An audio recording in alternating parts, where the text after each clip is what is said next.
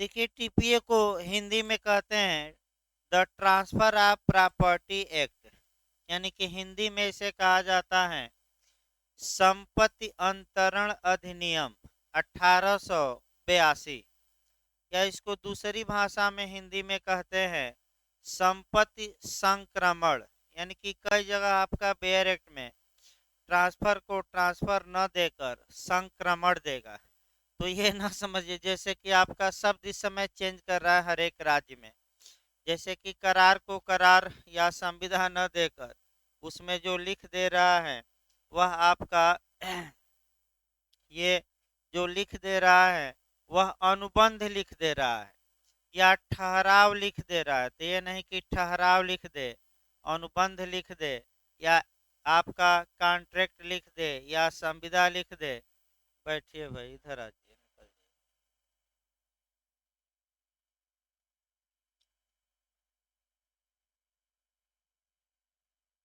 जाइए।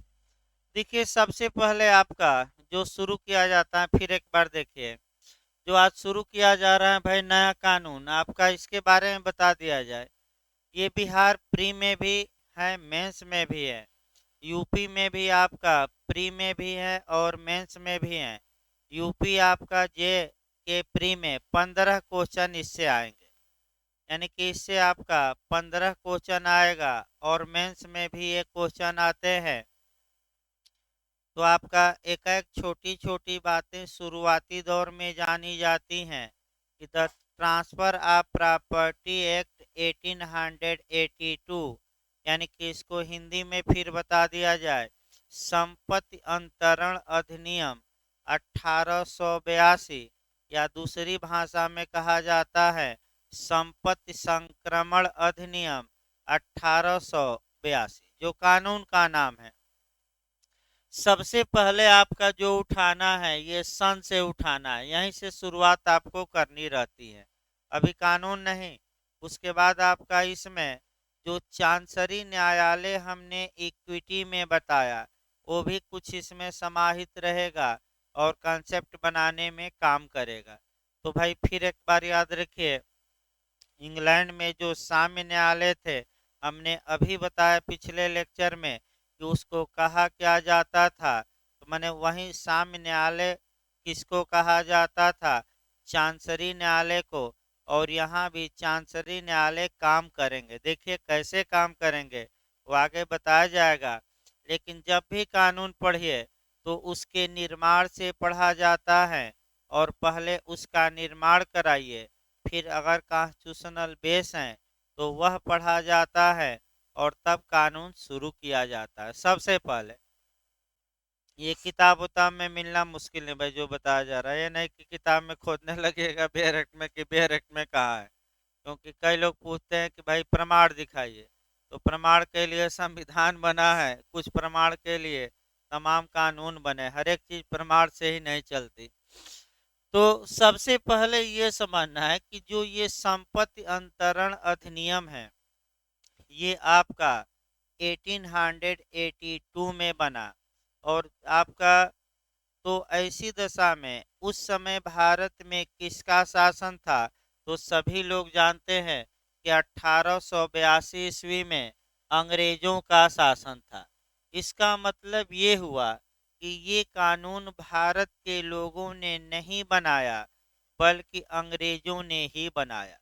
तो अंग्रेजों ने बनाया तो कैसे बनाया, और स्वतंत्रता के बाद और संविधान लागू होने के बाद भी ये कानून किस आधार पर भारत में लागू है, ये हमें देखना है। देखिए, जो अंग्रेज कानून जब बनाते थे तो ज़्यादातर मामलों में आपका लॉ कमीशन, यानी कि उस समय का जो विधि आयोग था, उसकी सिफारिश पर कुछ कानून बनाते थे। तो आपका सबसे पहले आपका आईपीसी में भी और जीएस में भी लॉ कमीशन या विधि आयोग पूछा भी जाता है, और यूपीएपीओ और जे में भी आ चुका है। तो सबसे पहले हम लॉ कमीशन गठित करवाएं, और उसके बाद आपका कानून का निर्माण कराया जाए। और उस समय अंग्रेज कानून कैसे बनाते थे, आपका वो भी ध्यान में रखना है कि कैसे कानून बनता था। तो शुरुआती दौर में ये बातें पढ़ाई जाती हैं, तब हमें बताना है कि इस कानून में क्या पढ़ना है।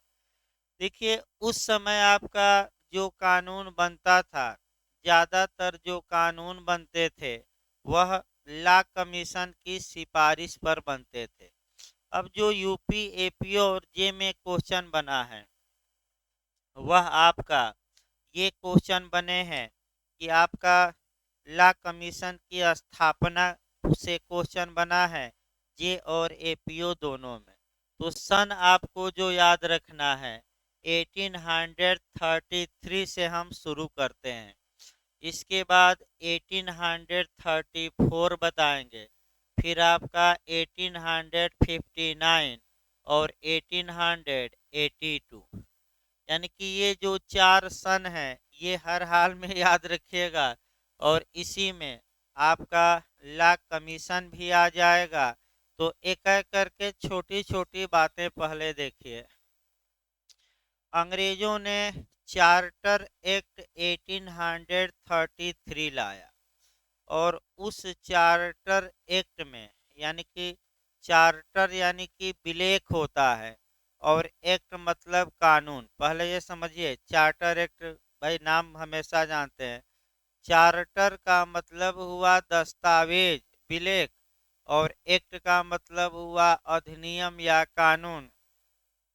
यानी कि अंग्रेज जब भी कानून बनाते थे, इंग्लैंड से जब भी कानून बनता था तो चार्टर एक्ट जारी होता था, और वह चार्टर एक्ट कानून का काम करता था। चार्टर एक्ट माने विलेख द्वारा कानून बना दिया गया। अब समस्या यहाँ ये आई कि विलेख द्वारा, बैठिए भाई, विलेख द्वारा जो कानून बनते थे वह आपका कह सकते हैं कि चार्टर एक्ट एट, इसके पहले भी कई चार्टर आए, उससे हमें मतलब नहीं है। चार्टर एक्ट 1833 में ये प्रावधान था कि भारत के लिए एक लॉ कमीशन या विधि आयोग का गठन किया जाएगा। तो अब जो क्वेश्चन पहला बना है कि आपका प्रथम विधि आयोग का गठन किस चार्टर एक्ट के तहत किया गया।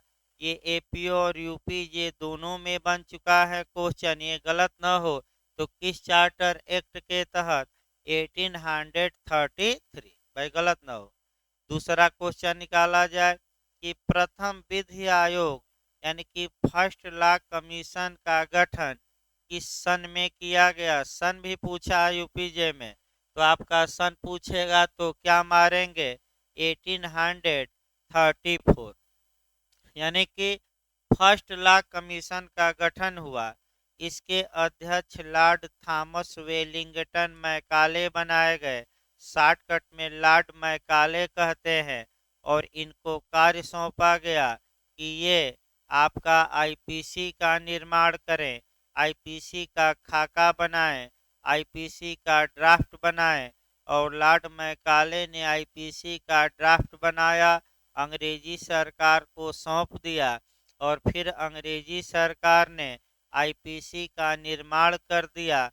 तो अतः आईपीसी को मैकाले संहिता भी कहा जाता है।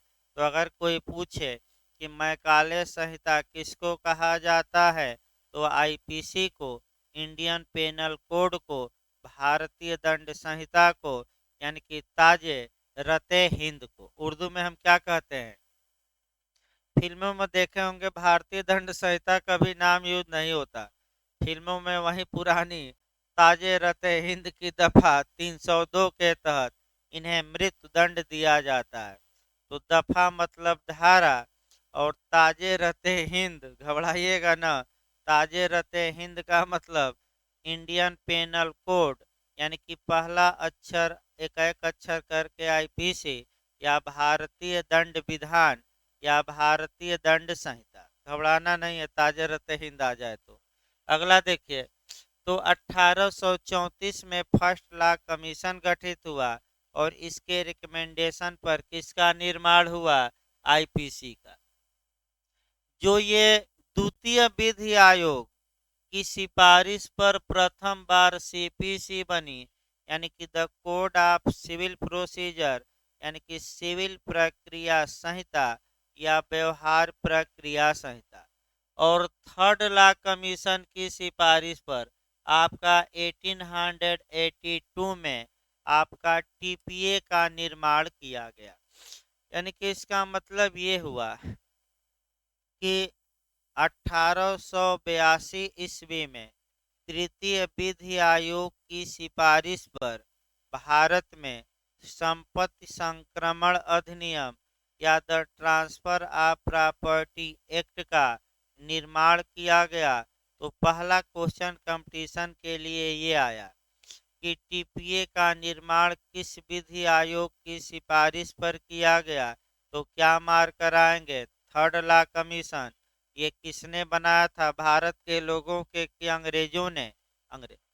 अब दूसरा पॉइंट आइए, ये लिखवा देंगे हम, लेकिन रट्टा मार कर जाना, ये सब बातें ये जे में भी आ चुका है, एपीओ में, और ये आने का चांस है। तो लिमिटेशन एक्ट तो सीपीसी का भाग ना, वो तो लिमिटेशन एक्ट सीपीसी का ही भाग था भाई। परिसीमा अधिनियम बाद में अलग किया गया, वो आगे बताया जाएगा। अगला देखिए भाई, अब अंग्रेज कानून कैसे बनाते थे वो हमें थोड़ा समझना है, और वर्तमान में कानून कैसे बनते हैं वर्तमान में, ये भी हमें ध्यान रखना है। तो पहले वर्तमान में हम देख लें कि कैसे कानून बनाए जाते हैं।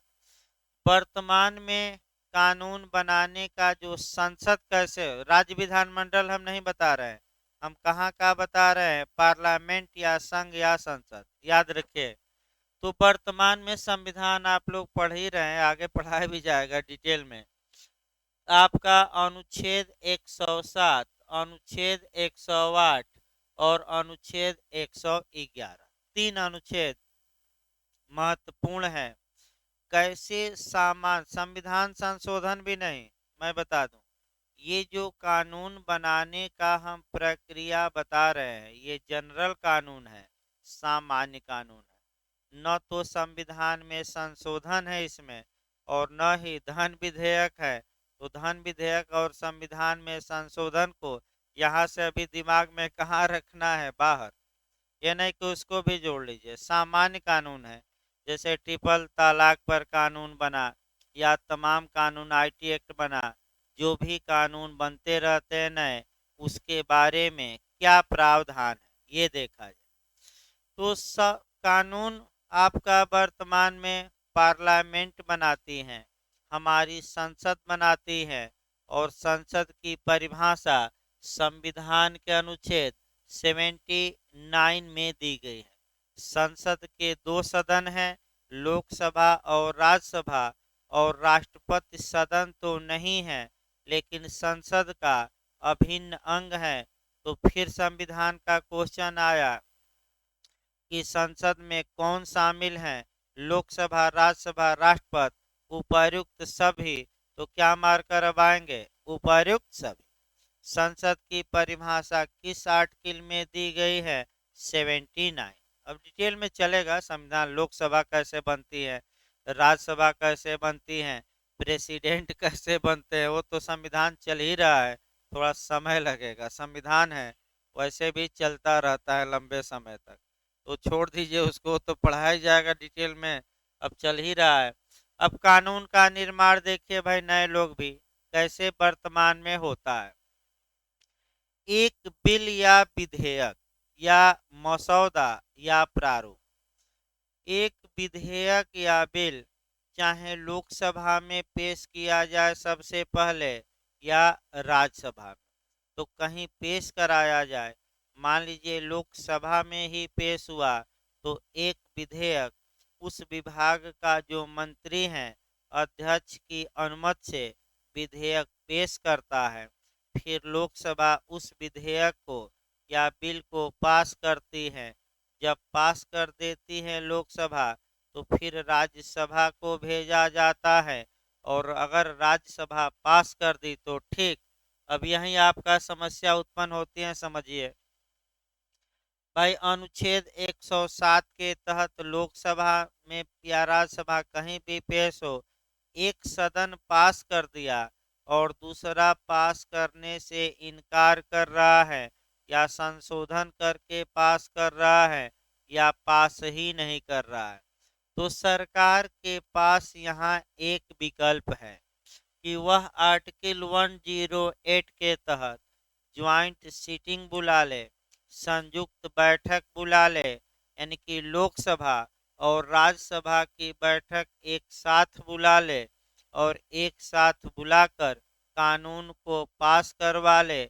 और ये बैठक कौन बुलाता है? अब यही क्वेश्चन देखिए टीजीटी और आईएएस में कैसे बना है।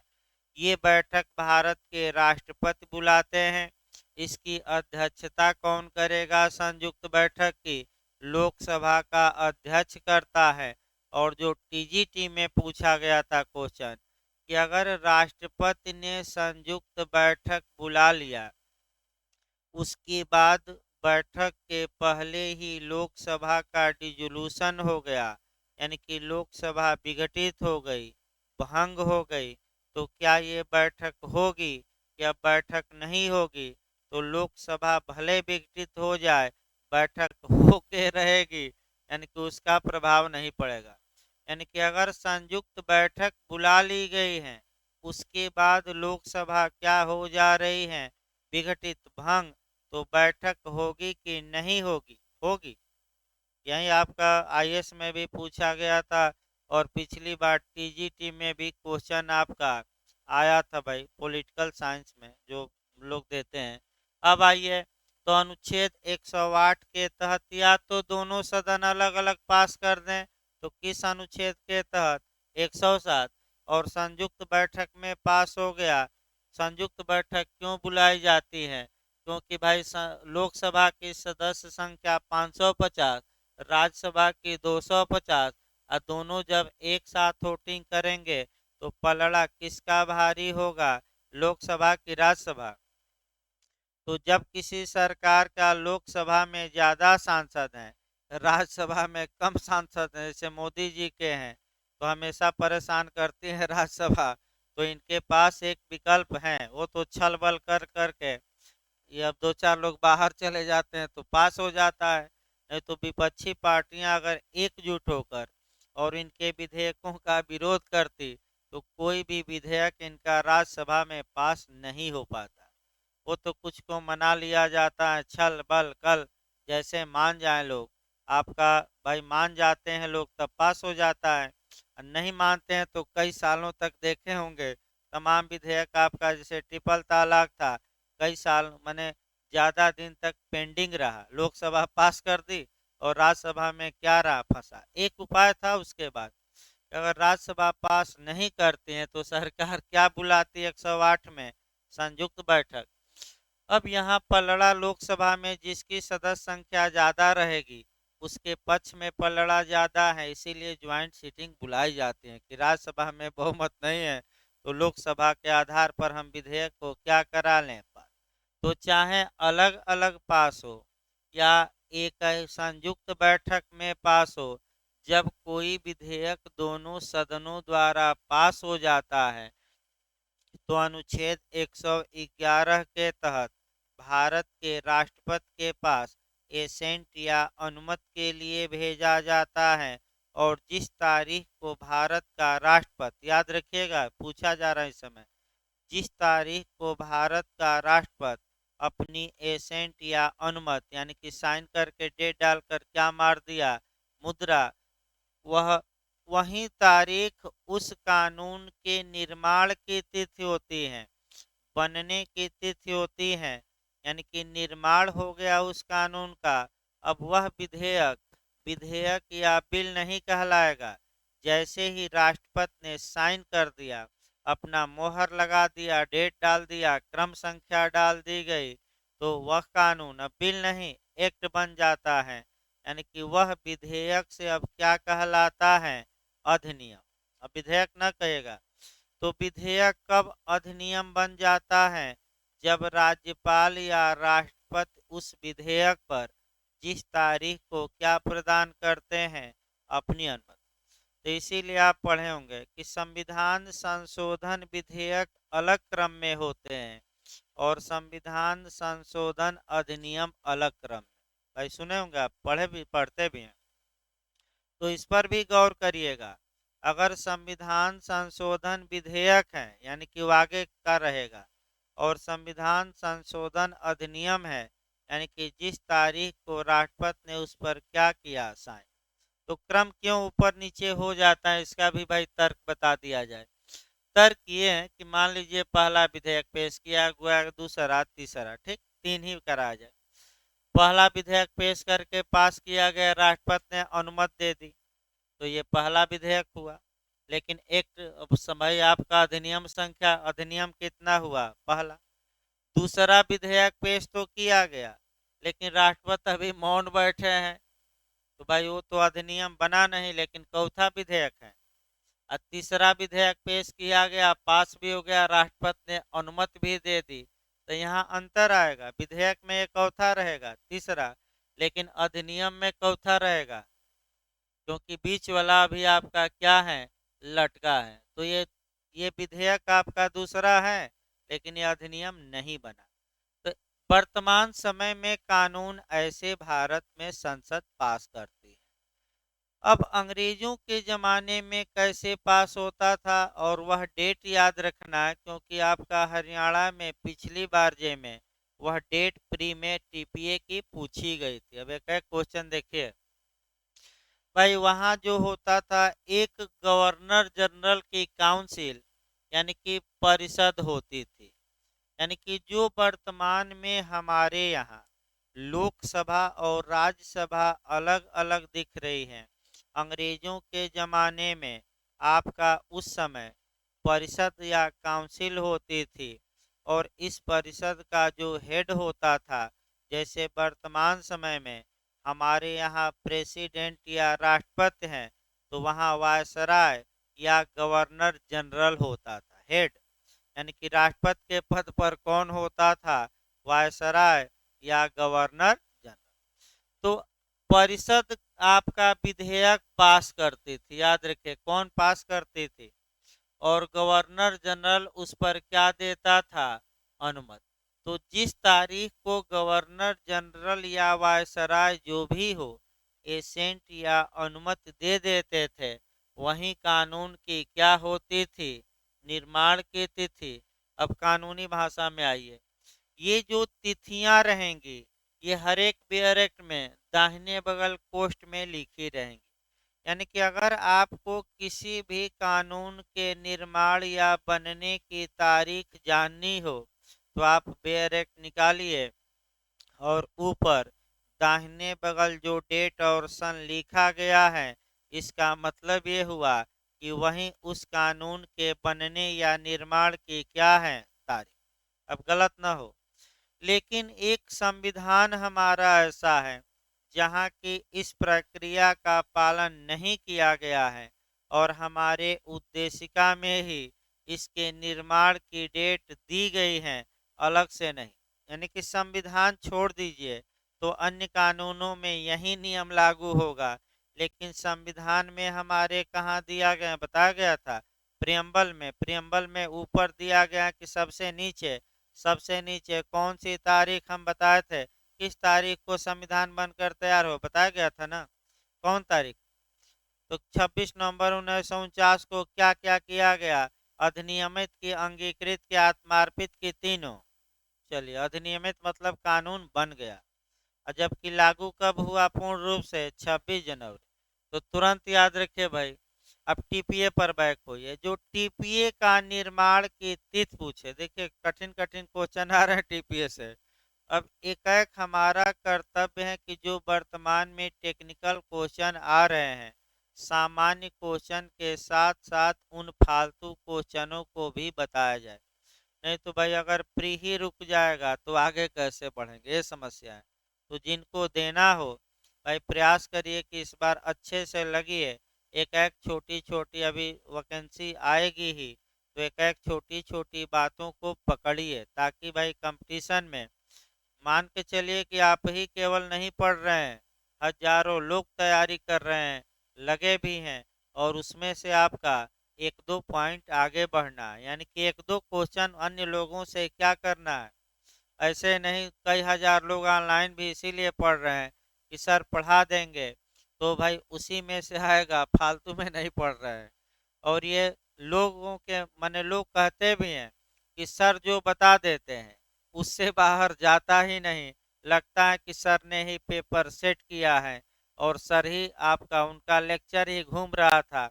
तो लेक्चर ही घूमेगा, लेकिन लेक्चर अच्छे से दिमाग में क्या करिए, ये पोथी पतरा ज़्यादा काम नहीं करेगा, जो यहाँ रहेगा वही काम करेगा। ये पोथी पतरा तो बस स्मृति ताज़ा करने के लिए है, स्मृति ताज़ा, मेमोरी अब आया नहीं वो, आया नहीं उतरा आया था, खूब तो रटवाया गया था 159 159, इसमें तो कोई गलती नहीं किया। हाँ, दो चार इसमें मार देखिए आगे भाई। तो आगे देखा जाए तो याद रखिए 17 फरवरी 1882 ईस्वी को टीपीए का निर्माण हो गया। यानी कि इसका मतलब ये हुआ कि उस समय के गवर्नर जनरल ने इस पर क्या कर दिया साइन। तो अगर टीपीए के निर्माण की तिथि पूछे तो आप क्या बताएंगे, 17 फरवरी 1882।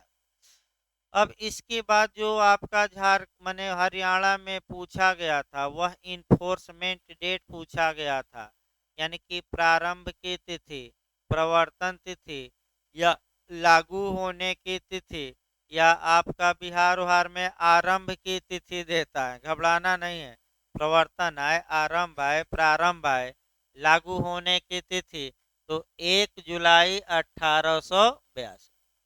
भाई दोनों याद रखिएगा, निर्माण की तिथि पूछे तो क्या मार कर आएंगे, 17 फरवरी 1882, और लागू होने की तारीख 1 जुलाई 1882। ये दो डेट पहले याद रखना है। तो उस समय अंग्रेज कैसे कानून बनाते थे ये हमने बताया, और ये कानून कब बना और किस तारीख से लागू हुआ, दो चीजें हमने बताई। अब आइए फिर अभी डेट पर ही रहना, यानी कि सन पर ही रहना शुरुआती दौर में। देखिए आपका 1882 देखा जाए। अब थोड़ा थर्ड लॉ कमीशन पर आया जाए और फिर इसके बाद कॉन्स्टिट्यूशनल बेस भी हमें बताना है।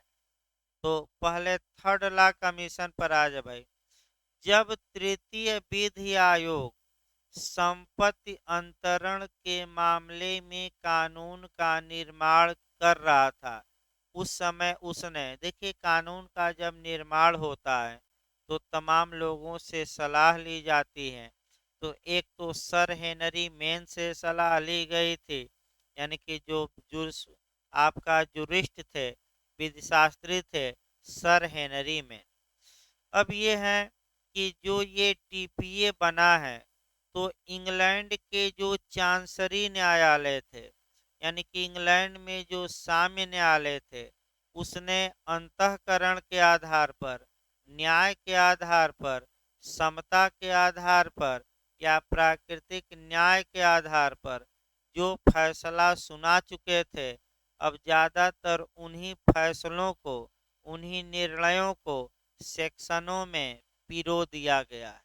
इसका मतलब ये हुआ कि टीपीए जो है वह इक्विटी कोर्ट द्वारा दिए गए निर्णय पर ही आधारित है, या तो निर्णय को हूबहू लिख दिया गया या कुछ संशोधन करके। फिर एक बार इसको समझिए, संपत्ति अंतरण अधिनियम जो हम लोग पढ़ेंगे, इसका ये कानून में जो चांसरी न्यायालय या जो साम्य न्यायालय इंग्लैंड में थे वह किस आधार पर हमने बताया निर्णय देते थे, जस्टिस के आधार पर, गुड कंसेंस के आधार पर, इक्विटी के आधार पर, आपका कह सकते हैं कि प्राकृतिक न्याय के नियमों के आधार पर। और जो निर्णय साम्य न्यायालय दिए थे उन्हीं निर्णयों को टीपीए में पिरो दिया गया, यानी कि टीपीए के 70 से 80% प्रावधान आपका निर्णयों पर आधारित है। अतः जब भी टीपीए पढ़िएगा, ट्रांसफर ऑफ प्रॉपर्टी एक्ट पढ़िएगा, तो आपको सेक्शन मिलेगा और उस सेक्शन के पीछे कोई ना कोई लीडिंग केस मिलेगा। याद रखिएगा, केस भी याद करना है। अब लीडिंग केस भी पढ़ना है और सेक्शन भी।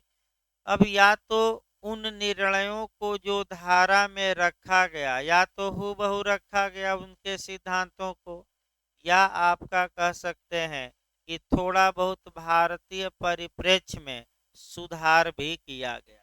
यानी कि ये दोनों हुआ, थोड़ा सुधार करके रख, अर्थात जो ये संपत्ति अंतरण अधिनियम है, ये एक तरह से इसमें साम्य के ही सिद्धांत समाहित है, इसमें कोई शक नहीं है। क्योंकि साम्य न्यायालयों द्वारा संपत्ति के मामले में जो निर्णय दिए गए थे, उन्हीं निर्णयों को इसमें क्या किया गया, पिरोया गया। एक उदाहरण कम से कम हम बताते हैं आपका, वह बताते हैं सेक्शन 60 से। भाई नए लोग अभी धारा और के चक्कर में न पड़े, पढ़ाया जाएगा, बस उदाहरण जाने। नए लोग जो बिल्कुल नहीं जानते टीपीए, उनके लिए सलाह दी जाती है कि धारा भले मैं लिख रहा हूँ, लेकिन अभी धारा ना पढ़े, पहले सिद्धांत जानिए, धारा जब पढ़ाया जाएगा तब जानेंगे ज्यादा। देखिए आपका धारा 60 में है कि once a mortgage always a mortgage, एक बार बंधक सदैव बंधक, इसके अलावा कुछ नहीं। तो इसका उल्टा भी अर्थ लोग लगा लेते हैं कि एक बार जब संपत्ति मार्गेज हो गई तो वह हमेशा मार्गेज ही रहेगी। इसका मतलब ये नहीं हुआ, इसका मतलब ये हुआ कि हमने संव्यवहार मार्गेज का किया है, उस संव्यवहार को दान विक्रय पट्टा में आप कन्वर्ट नहीं कर सकते। तो होता क्या था, एक उदाहरण से समझने का प्रयास करिए इसको। मार्गेज भी बता दिया जब, मान लीजिए ए का ये मकान है और इस मकान, ए का ये मकान है और ए के पास पैसे नहीं है, तो ए इस मकान में हित का ट्रांसफर करेगा, इंटरेस्ट का ट्रांसफर किया बी के पास और बी से 1 लाख रुपया उधार लिया।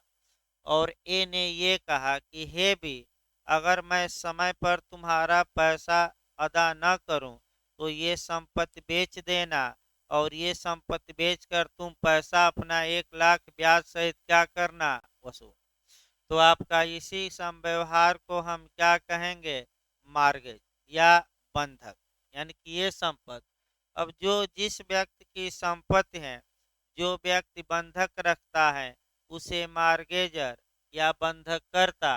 तो बंधक करता इसमें कौन हो गया, ए, और मार्गेजी या बंधकदार कौन हो गया, जिसके पास हित का ट्रांसफर किया गया, कौन, बी।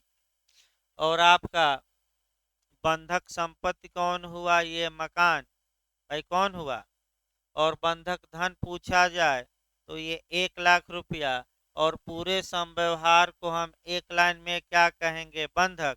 और जिस कागज पत्तर पर क्या किया गया है, ये बातें लिखी गई हैं, उसे बंधक विलेख या मार्गेज डीड। अब आइए, अब इसमें देखिए, अब बी हमेशा लालच में रहता था कि ए से किसी तरह हम पैसा न लें, और उसका दिमाग कहाँ रहता था, आपका मकान पर। जैसे कि कुछ लोग यहाँ पढ़ते हैं, लेकिन उनका मकान, उनका जो दिमाग है वह रूम पर रहता है कि कब जाएं और कब भोजन बना के खा के सो जाएं। अब सोने का समय गया, अब थोड़ा जगिए ज़्यादा, भाई सोने से नहीं काम चलेगा। अब ज़्यादा से ज़्यादा क्या करना पड़ेगा, 2-3 माह पढ़ने से काम चलेगा, नहीं तो साल 2 साल तो फिर सोना है। आयोग, अगर आप सो गए तो आयोग सुला देगा, मैं बता दूं। 2 साल तो सोना ही है। इसके बाद इस बार थोड़ा जग के, अब मेहनत करके थोड़ा कम खाइए, ताकि नींद क्या हो, कम आए। भाई वैसे भी आपका 3-4 घंटा बीच में बचता ही है। तो देखिए फिर एक बार, बी की निगाह हमेशा इसी पर रहती थी कि कैसे इस संपत्ति को ले लें। अब ए ने भाई बी को बेच दिया है कि मार्गेज किया है, तो मार्गेज का नियम है कि ए बी को पैसा दे और अपनी संपत्ति क्या करे। और इसी, अब ये देखिए, ये कहीं कानून में नहीं था, तो जो ये चांसरी न्यायालय थे, अब ऐसे मामलों में निर्णय देना शुरू किए और ये कहे कि ए ने मार्गेज किया था, कोई बी को बेचा नहीं था, अतः once a mortgage always a mortgage, इसका मतलब ए को हमेशा हक होगा यह बी को पैसा वापस करे और अपनी जमीन ले ले। अगर बी द्वारा इस अधिकार पर कोई रोक लगाई जाती है, क्लॉग लगाया जाता है, प्रतिबंध लगाया जाता है, तो सभी प्रतिबंध क्या होंगे? शून्य होंगे और ए को हक होगा कि वह पैसा वापस करे और अपनी जमीन ले। तो ये जो निर्णय आया ये टीपीए की धारा 7 में आपका जो राइस का केस है बताया जाएगा कि नुक्स एंड कंपनी बनाम राइस का केस है। इस केस में सिद्धांत प्रतिपादित जो इक्विटी कोर्ट ने किया उसी सिद्धांत को हमारे टीपीए की धारा में अडॉप्ट कर लिया गया 60 में। यानी कि एक उदाहरण भाई पर्याप्त है, क्योंकि हर एक धारा में उदाहरण बताने लगेंगे तो पूरी धाराएं, यानी कि एक लाइन लास्ट लाइन इस सिद्धांत पर ये हुआ कि संपत्ति अंतरण अधिनियम के ज्यादातर जो प्रावधान हम देखेंगे वह इंग्लैंड के न्यायालयों द्वारा प्रॉपर्टी के मामले में जो आपका कह सकते हैं कि निर्णय दिया गया था उसी निर्णय पर क्या रहेंगे? आधारित। अतः जो निर्णय जिस केस में दिया गया वह केस भी आपको साथ साथ में क्या हम करेंगे? पढ़ाएं, केस सहित बताना है। अगला देखिए, अब आपका संवैधानिक आधार देखा जाए। ये तो हो गया आपका कॉन्स्टिट्यूशनल बेस क्या है, यानी कि अब यहाँ से आपको उठाना है अगला पॉइंट 1800 कहाँ से? 82। फिर आइए बैक, देखिए 1882 ईस्वी में भारत में अंग्रेजों का शासन काल था। अब समस्या ये उत्पन्न होती है कि हम आज़ाद हो गए, हमने अपना कॉन्स्टिट्यूशन बना लिया और हमने अपने कॉन्स्टिट्यूशन को 26 जनवरी 1950 को पूरी तरह लागू भी कर दिया। तो अब समस्या ये आती है कि आखिर अंग्रेजों द्वारा बनाए गए कानून को अब भारत में बने रहने का औचित्य क्या है? क्या संवैधानिक बेस क्या है? क्या हम अपना संपत्ति अंतरण संसद नहीं बना सकते थे? अपना आईपीसी भी बना सकती थी, एविडेंस भी बना सकती थी, आपका सीपीसी भी बना सकती थी, आपका तमाम कानून कॉन्ट्रैक्ट भी बना सकती थी, लेकिन ये सब अंग्रेज बनाए थे और उसी कानून से आज भी हम क्या हो रहे हैं? गवर्न हो रहे हैं। हमने केवल सीआरपीसी अलग बनाई, नहीं तो सीपीसी देखिए, आईपीसी देखिए, कॉन्ट्रैक्ट देखिए, टीपीए देखिए, ये सब तो कौन बनाकर चले गए? अंग्रेज। तो अब आपका जो अनुच्छेद पढ़ना है 372, याद रखिए भाई, कौन सा अनुच्छेद? अनुच्छेद 372 ये बताता है, यानी कि एडाप्शन करता है, प्री कॉन्स्टिट्यूशनल लॉ को एडाप्ट करता है, यानी कि जो संविधान पूर्व विधियां हैं उसका अनुकूलन करता है, उसको ग्रहण करता है। एडाप्ट मतलब दत्तक लेना या ग्रहण करना। एडाप्ट करता है तो आखिर इसमें कहा क्या गया है? एक लाइन समझिए, 26 जनवरी 1950 के पहले जो कानून भारत में लागू थे वे 26 जनवरी 1950 के बाद भी, यानी कि 26 जनवरी 1950 से भी लागू रहेंगे जब तक कि उन्हें सक्षम प्राधिकारी द्वारा, कॉम्पिटेंट अथॉरिटी द्वारा रिपील या समाप्त या निरसित न कर दिया गया हो। यानी कि हमारा संविधान का अनुच्छेद 372 ये कॉन्स्टिट्यूशनल बेस है। जितने भी कानून भारत में अंग्रेजों द्वारा बनाए गए इस समय लागू हैं, उसको भारत में लागू रहने का कॉन्स्टिट्यूशनल बेस या संवैधानिक आधार कौन सा अनुच्छेद है? तो केवल एक अनुच्छेद मार कर आएगा, कौन सा? 372। यानी कि चाहे अगर आईपीसी पूछे, चाहे एविडेंस पूछे, चाहे कॉन्ट्रैक्ट पूछे, चाहे टीपीए पूछे, एनआईए एक्ट पूछे, घबराने की आवश्यकता नहीं है। सभी कानूनों को भारत में वर्तमान में बने रहने का कॉन्स्टिट्यूशनल बेस केवल कौन सा अनुच्छेद है? 300। अब फिर एक बार इसको देखिए भाई, दो दो बार अभी शुरुआती दौर में बताया जाएगा। अब आइए फिर एक बार देखते हैं, तो एक अनुच्छेद और उठाना इसी से।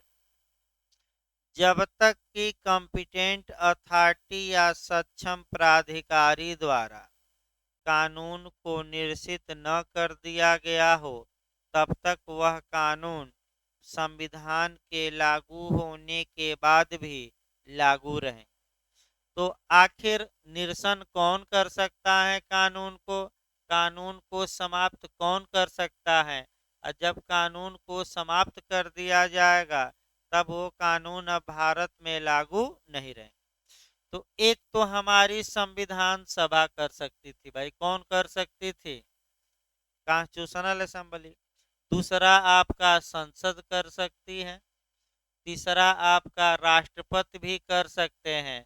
आपका ऑर्डिनेंस जारी करके, अध्यादेश जारी करके, किस अनुच्छेद के तहत? 123। राज्य का कानून है तो राज्य विधानमंडल कर सकता है, और आपका राज्यपाल भी कर सकते हैं आर्टिकल 213 के तहत। फिर एक बार समझिए तो, यानी कि भारत में कौन कॉम्पिटेंट है, कौन सक्षम है जो किसी कानून को समाप्त या रिपील या द इंड कर सकता है? तो 5 नाम याद रखिएगा। कौन कौन? एक तो हमारी संविधान सभा भी सक्षम थी। दूसरा वर्तमान में कौन सक्षम है? आपका संसद, मैंने अपने क्षेत्राधिकार के अंदर रहते वो, उससे मतलब नहीं अभी। तीसरा राष्ट्रपति ऑर्डिनेंस जारी करके। चौथा राज्य विधानमंडल भी सक्षम है कि राज्य के कानून को वह समाप्त कर दे। और अगला कौन है? गवर्नर, राज्यपाल, ये ऑर्डिनेंस जारी करके किसी भी कानून को रिपील या समाप्त कर सकते हैं। तो इन्हीं एक एक करके समझना है। क्या संविधान सभा ने अंग्रेजों द्वारा बनाए गए किसी कानून को निरसित किया है कि नहीं किया है? तो एक क्रम याद रखिएगा थोड़ा। जो रिपील पुराने कानूनों को किया जाता है, एक और नियम याद रखें नए लोग। जब किसी कानून की जो लास्ट धाराएं होती हैं, उसी के तहत पुराने कानूनों को समाप्त किया जाता है। जैसे कि सीआरपीसी में लास्ट धारा कौन होगी? तो ये पुराना कानून, इसी धारा के तहत क्या किया जाएगा? तो अब आप लोग बताइए, संविधान सभा पर पहले आ जाए। आखिर संविधान का अंतिम अनुच्छेद कौन सा है? 395। यानी कि संविधान के अनुच्छेद 395 द्वारा हमारी संविधान सभा ने अंग्रेजों द्वारा बनाए गए केवल 2 कानूनों को समाप्त किया कि अब ये भारत में लागू नहीं रहेंगे। और टीपीए को समाप्त किया नहीं। अब तक 2 कानून पहले बता दिया तब टीपीए को। वह 2 कानून थे भारत शासन अधिनियम 1935 और भारतीय स्वतंत्रता अधिनियम 1947। अतः चूंकि न तो आईपीसी रिपील किया गया, न आपका एविडेंस किया गया, न कॉन्ट्रैक्ट किया गया, और न ही जो हम शुरू किए हैं टीपीए किया गया। तो अगर कोई पूछे कि भाई टीपीए का पढ़ने का वर्तमान में भारत में इन्फोर्स रहने का संवैधानिक आधार कौन है? 372।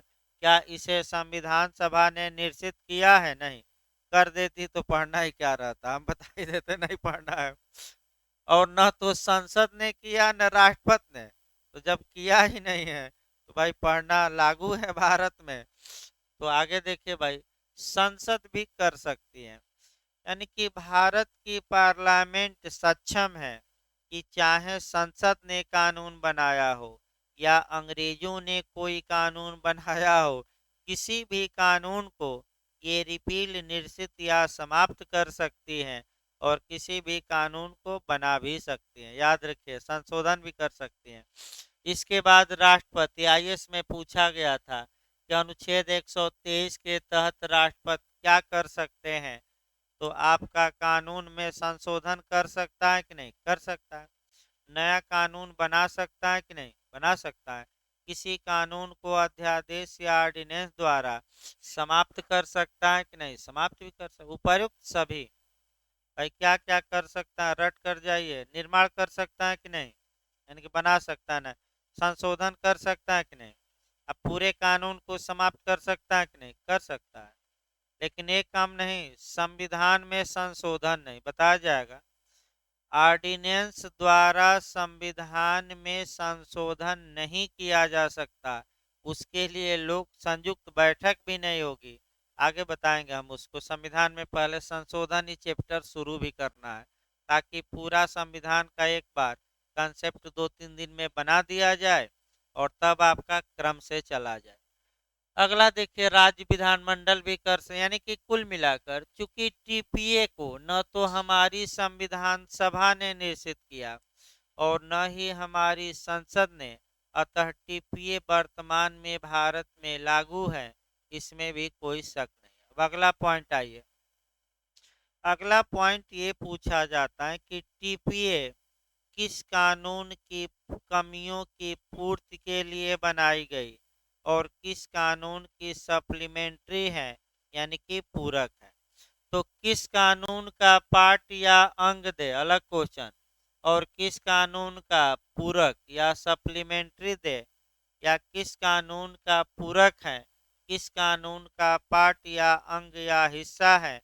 तो ये आपका टीपीए की धारा 4 में स्पष्ट रूप से लिखा गया, अपने मन से हम नहीं बता रहे हैं। ट्रांसफर ऑफ प्रॉपर्टी एक्ट का सेक्शन 4 में स्पष्ट रूप से लिखा गया है। अब इसके लिए आपका फिर कॉन्ट्रैक्ट थोड़ा देखना पड़ेगा। भारतीय संविदा अधिनियम 1872, यानी कि भारतीय संविदा अधिनियम 1872 की कमियों की पूर्ति करने के लिए आपका टीपीए का निर्माण किया गया। यानी कि टीपीए किसका पार्ट है, तो आप क्या मारेंगे, भारतीय संविदा अधिनियम 1872। लेकिन किसका पूरक है, तो इंडियन रजिस्ट्रेशन एक्ट, यानी कि भारतीय पंजीकरण अधिनियम, भारतीय रजिस्ट्रेशन एक्ट 1908 का पूरक है। तो याद रखिएगा भाई, दो दो लाइन, वो तो धारा बताया जाएगी तो डिटेल में बताया जाएगा कि किसका भाग है ये टीपीए जो हम पढ़ाएंगे संविधान में, किसका पूरक है, रजिस्ट्रेशन। अब आइए संपत्ति देखा जाए। जहां तक अब एक एक पॉइंट को निकाला जाए भाई, एक एक पॉइंट निकल रहा है टीपीए की सामान्य बातें, एक दिन कम से कम लग ही जाती है या 1.5 दिन। देखिए अब संपत्ति का, अब संपत्ति पहले चला जाए। जहां तक प्रॉपर्टी की बात है, या तो प्रॉपर्टी मुएबुल, मुएबुल यानी कि जंगम, जंगम यानी कि चल हो सकती है, या इमुएबुल यानी कि अचल या अस्थावर हो सकती है। तो टीपीए के तहत जो संपत्ति का अंतरण किया जाता है, वह किस संपत्ति का किया जाता है, दोनों का मार कराइए, किसका, यानी कि कुछ चल संपत्तियां भी मिलेंगी, लेकिन ये सही बात है कि 80% भाग अचल संपत्ति के लिए होंगे और 20% भाग ही किसके लिए, चल। यानी कि सामान्यतः ये कानून अचल या इमूवेबल प्रॉपर्टी के अंतरण के लिए बना था, लेकिन इसमें कुछ चल संपत्तियों के भी अंतरण के प्रावधान है। पहला वाक्य ये देखिएगा, जब कंपटीशन में एक क्वेश्चन आए तो पहला वाक्य क्या देखना है आपका। अगर देखिए दो मॉडल बनते हैं, संपत्ति अंतरण अधिनियम किस संपत्ति के अंतरण से संबंधित है, अगर दे दे अचल चल दोनों, इनमें से कोई नहीं, तब तो कोई समस्या नहीं है, आप दोनों मार कर आइए। लेकिन क्वेश्चन अगर घुमावदार दे कि केवल अचल, केवल चल, सामान्यतः अचल और कुछ मामलों में चल, इनमें से कोई नहीं, तब तो भाई थोड़ा मॉडल चेंज कर दीजिएगा। जनरली किसके लिए बना है, इमूवेबल के लिए, लेकिन इसमें कुछ चल संपत्तियों के भी अंतरण का प्रावधान किया गया, ये मार कराइए। अगला ये संपत्ति का बंटवारा आगे किया जाएगा। अब अंतरण देखिए, अब आपका शब्द देखा जाए, शब्द क्या लिखा है, संपत्ति अंतरण अधिनियम। अब एक एक शब्दों को थोड़ा देखना हल्का हल्का। संपत्ति का मतलब क्या हुआ, यानी कि प्रॉपर्टी का मतलब क्या हुआ। और आपका दूसरा शब्द है ट्रांसफर, यानी कि संक्रमण हिंदी में भी कहा जाता है, या अंतरण का मतलब क्या हुआ।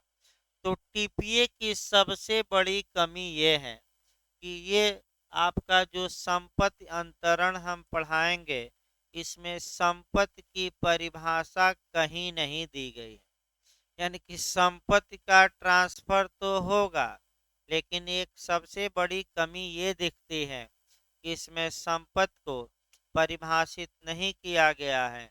हाँ, ये जरूर है कि अचल संपत्ति की परिभाषा दी गई है, लेकिन अगर पूछे, अब यहाँ से भी नया क्वेश्चन बन सकता है कि टीपीए में संपत्ति की परिभाषा कहाँ दी गई है, तो दे देगा धारा 3, धारा 5, धारा 9, इनमें से कोई नहीं। तो लोग भ्रम में आ जाएंगे। अब इनमें से कोई नहीं मारना है, क्योंकि किसी भी सेक्शन में आपका परिभाषित संपत्ति को नहीं किया गया। अगर पूछे कि ट्रांसफर की परिभाषा, तो ये दी गई है और आगे बताया जाएगा सेक्शन 5। फिर एक बार याद रखिए, संपत्ति को अलग से कहीं परिभाषित नहीं किया गया है। ये सही बात है कि संपत्ति के अंतरण को, ट्रांसफर ऑफ प्रॉपर्टी को परिभाषित जरूर किया गया है। तो ट्रांसफर ऑफ प्रॉपर्टी का मतलब क्या होता है, अभी आगे बताया जाएगा। अभी ये नहीं, अभी सामान्य बातें चल रही हैं। अब देखिए, यानी कि जब संपत्ति का अधिकार हित एक व्यक्ति से दूसरे व्यक्ति में चला जाता है, उसी को हम संपत्ति का अंतरण कहते हैं।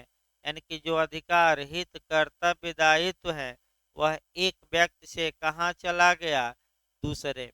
तो आगे बताएंगे हम, अभी थोड़ा सामान्य बातें चलने दीजिए। अब ये समस्या आई कि संपत्ति अंतरण की जहां तक बात है, अब संपत्ति का अंतरण कैसे होता है, ध्यान से देखिए भाई।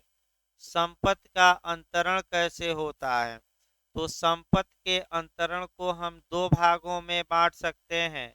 एक एक्ट बाय पार्टी, यानी कि पक्षकारों के कार्य, देखिए अभी सामान्य बातें हैं। और दूसरा ऑपरेशन बाय लॉ, यानी कि विधि की क्रिया। विधि की क्रिया मतलब कानून द्वारा, विधि की क्रिया द्वारा। पक्षकारों में भी हम दो भागों में बांटेंगे। एक तो लिविंग पर्सन, यानी कि इंटरवाइवर्स, यानी कि दोनों पक्षकार क्या हैं, जीवित हैं।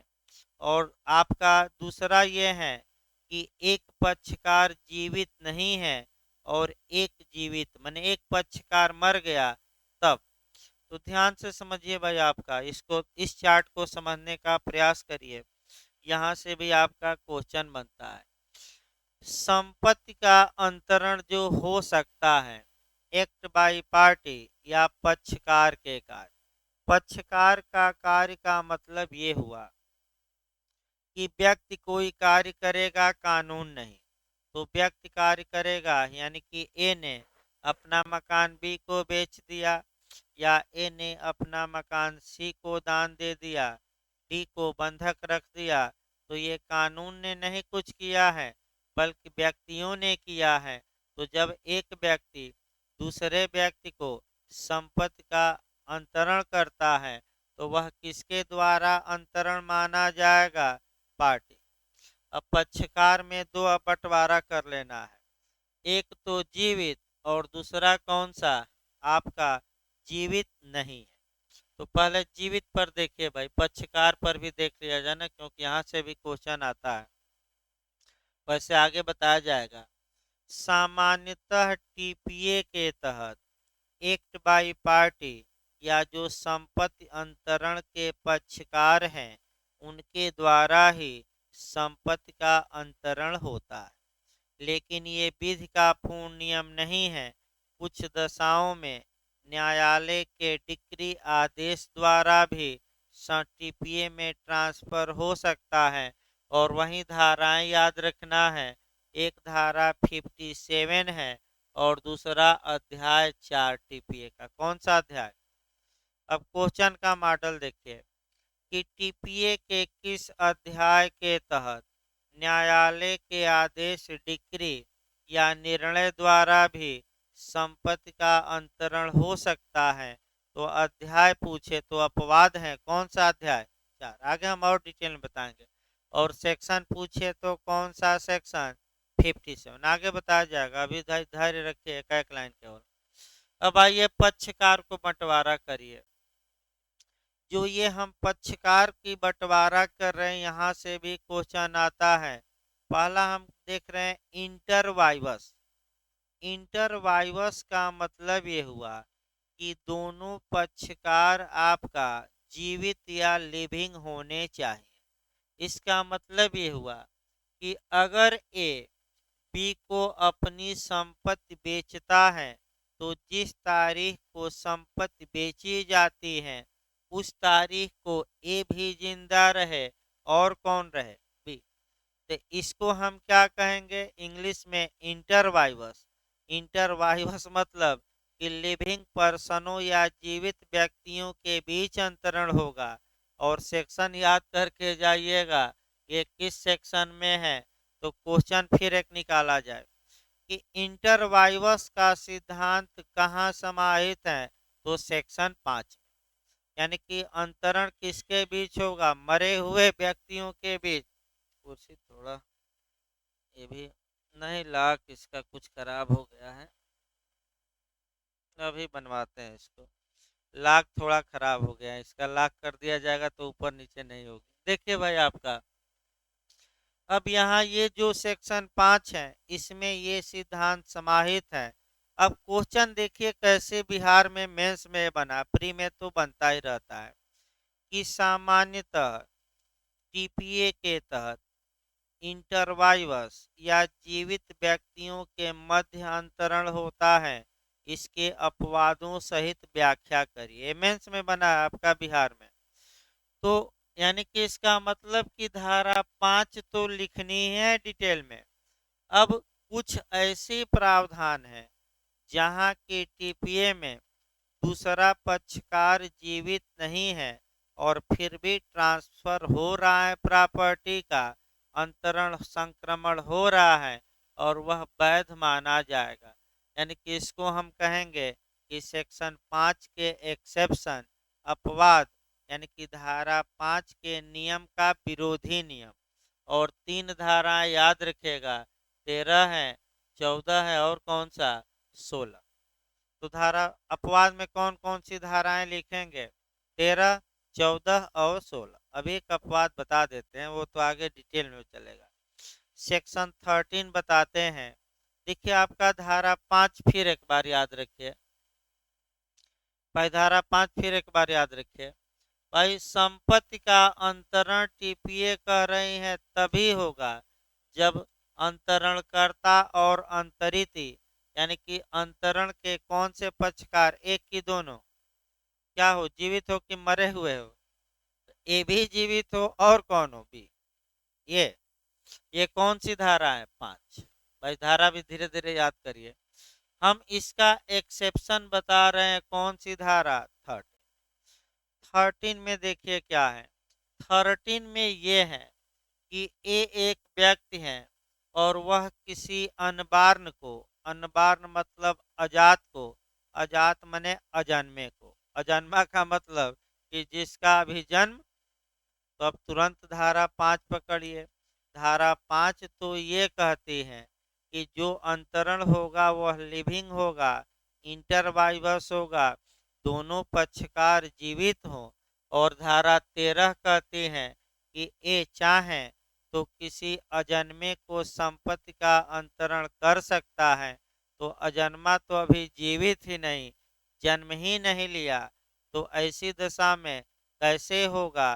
तो आपका टीपीए की धारा 13 यानी कि धारा 5 का क्या हो गई? अपवाद। तो कैसे होगा? तो ए चाहता है कि सी ए अजन्मा है और सी को हम संपत्ति दे तो डायरेक्ट नहीं दे सकता, बीच में एक पूर्विक हित यानी कि प्रायर इंटरेस्ट का का सृजन करना पड़ेगा। यानी कि कुछ समय के लिए, देखिए ध्यान से भाई, एक कुछ समय के लिए संपत्ति किसको दे दे, बी को, और बी से ये शर्त लगा दे कि जैसे ही से जन्म लेगा तुम्हारे यहाँ से संपत्ति किसको चली जाएगी, सी को। तो बताइए बी क्या बेचकर फरार हो जाएगा? क्या इसे पूर्ण स्वामित्व मिला है कि सीमित? केवल किसके लिए दिया गया कि देख रेख करते रहो। कब तक देख रेख करते रहो? जब तक कि सी जन्म ले। जैसे ही सी क्या होगा, जन्म लेगा, अपने आप बी से स्वामित्व किसको मिल जाएगा? तो ये धारा 5 का अपवाद इसलिए हुआ कि आपका धारा 5 कहती है कि दोनों पक्षकार क्या होने चाहिए, जीवित। और यहाँ तो अंतरण किसके पक्ष में किया जा रहा है, जो अभी जन्म ही नहीं लिया। तो भाई 3 धाराएं अपवाद हैं धारा 5 की। कौन कौन रट कर जाइएगा? 13, 14, 16। अब ऐसे ही रटिए, कौन सी धारा? 13, 14, 16। अब आगे देखिए, ये तो जीवित। अब ध्यान में ये रखना है कि जो टीपीए का एरिया सीमित है, ये दिमाग में बैठा लीजिए। यानी कि सभी अंतरणों को टीपीए अपने में समाहित नहीं करेगी। केवल कौन से अंतरण समाहित करेगी? जो जीवित व्यक्ति हो। उसमें भी थोड़ा और हम आगे जाएंगे, मैंने आपका पढ़ाएंगे तो थोड़ा दायरा सीमित करेंगे। संपत्ति के मामले में चल अचल, चल अचल अलग हो जाएगा। अब ये आया दूसरा अंतरण। देखिए भाई पक्षकार, दूसरा अंतरण ये होता है कि एक व्यक्ति आपका जीवित है, माने एक व्यक्ति, कह सकते हैं ए और बी। दूसरा अंतरण तब होता है जब अंतरणकर्ता मर जाता है। सबसे उत्तम उदाहरण वसीयत है, यानी कि विल है, यानी कि इच्छा पत्र है। इच्छा पत्र या विल या वसीयत, देखिए क्या होता है। वसीयत में होता क्या है ये देखिए। ए एक वसीयत लिखा, वसीयत मैंने अंतिम इच्छा व्यक्त किया कि हमारे मरने के बाद संपत्ति जो हमारी है ये बी को मिलेगी। तो जब तक ए मर नहीं जाता तब तक क्या बी को संपत्ति मिलेगी कि नहीं? नहीं। यानी कि अंतरण कब होगा? जब वसीयत करता जीवित हो कि मर जाए? मर जाए। और टीपीए की धारा 5 क्या कहती है कि दोनों क्या रहें? तो टीपीए के दायरे से ये नियम वसीयत क्या चली जाएगी? बाहर। यानी कि संपत्ति अंतरण अधिनियम में हमें वसीयत नहीं पढ़ना है, ये दिमाग में बैठा लीजिए, क्योंकि ये आपका मरने के बाद लागू होगी। तो ये कहाँ जाएगी? अलग कानून।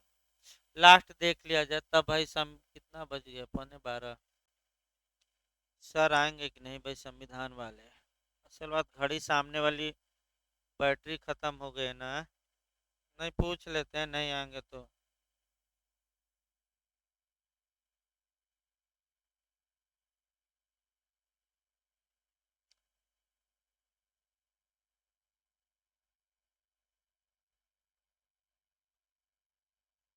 नहीं, घड़ी आगे वाली थोड़ा बैटरी खत्म हो गई ना, दिखाई नहीं दे रहा वहाँ समय, नहीं तो रोक दिया जाता। एक सेकंड भाई, साइंस थोड़ा आगे ही बढ़ाना है समय उसका। देखिए आगे, देखिए अब एक दो लाइन और तब भाई रोका जाए क्लास, फिर संविधान देखते हैं, फोन करके पता करते हैं। देखिए जो दूसरा आपका है ऑपरेशन बाय लॉ, यानी कि विधि की क्रिया द्वारा या कानून द्वारा, यानी कि कानून ही संपत्ति को एक व्यक्ति से दूसरे व्यक्ति में ट्रांसफर कर देता है।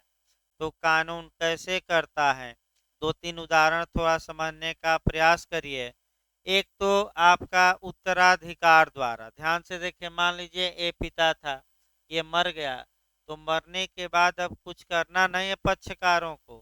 कानून ही ए का जो हिस्सा था वह हिस्सा किसको ट्रांसफर कर देगा? तो आपका कह सकते हैं कि उसके आपका किसको ट्रांसफर कर देगा? तो उसके आपका उत्तराधिकारियों को। तो क्या यहाँ पक्षकार कुछ कार्य किए कि कानून ने कार्य किया? तो ये टीपीए में नहीं आएगा, ये भी टीपीए से क्या हो जाएगा? बाहर। याद रखिए सब टीपीए में नहीं आएंगे। क्योंकि भाई टीपीए तो केवल पक्षकार के कार्य, वो भी पक्षकार में एक फिर दायरा सीमित हो गया कि लिविंग या जीवित पक्षकारों के मध्य, मरे हुए के नहीं। तो फिर एक बार आगे देखिए, अब ये आया कि भाई कानून द्वारा ट्रांसफर, एक तो उत्तराधिकार हो गया, उत्तरजीविता हो गई। अब न्यायालय के निर्णय द्वारा लास्ट में देखा जाए, यानी कि यदि न्यायालय ने डिक्री या आदेश या निर्णय दिया है और उस निर्णय को लागू कराते हुए संपत्ति का अंतरण हो रहा है, तो वह भी टीपीए के एरिया से बाहर चला जाएगा, क्योंकि टीपीए के तहत अंतरण केवल पक्षकारों के कार्य द्वारा, कानूनी या न्यायालय के कार्य द्वारा नहीं, तो वह सीपीसी में जाए, कहीं भी जाए, लेकिन टीपीए से गवर्न नहीं होगा। ये याद रखिएगा। एक सेकंड भाई, फोन कर लें, देखते हैं। हाँ, क्योंकि सर आएंगे तो भाई अब संविधान रोकना पड़ेगा।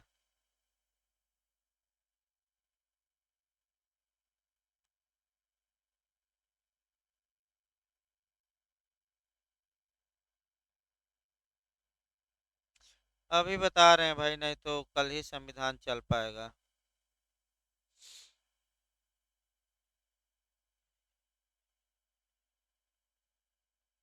सेल लेते